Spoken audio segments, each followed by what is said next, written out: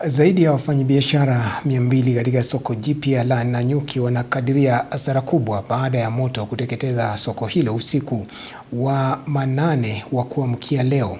Moto huo uliteketeza mali ya thamani ya mamilioni ya fedha na kuacha wafanyabiashara kwenye njia panda. Kulingana na walioshuhudia ni kwamba moto huo ulienea kwa kasi mno katika soko hilo na kuchoma bidhaa za wafanyabiashara ambao walisalia kutazama mali yao ikiteketezwa moto bila kujua la kufanya. Wafanyabiashara hao wametoa wito kwa serikali ya kaunti, viongozi wa kisiasa na wahisani kuwapa usaidizi wowote ili waanze upya biashara, wakisema walikuwa wamewekeza fedha zao zote katika biashara hizo.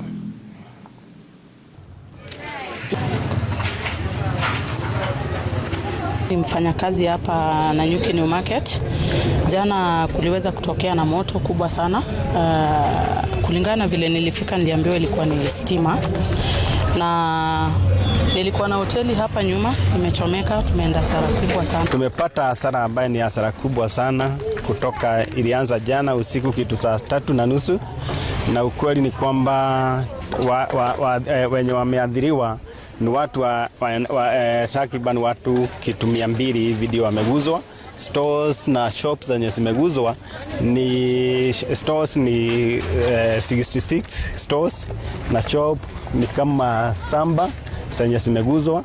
Hizo ndizo zimehurudi wale watu, na ukweli ni kwamba kuna watu ambaye wako na maloni kwa mabega, wengine wanalea watoto wao ni wandogo.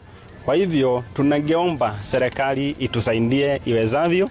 Lakini ni mkasa ambao unahitaji pia marafiki na vile wale watu ambao tungeita wakuje watusaidie, hawa watu waweze kusimama, kwa sababu manyumba inahitaji kujengwa, biashara zinahitaji kusimama tena, kwa sababu mambo kama ikifanyika it's a collective responsibility.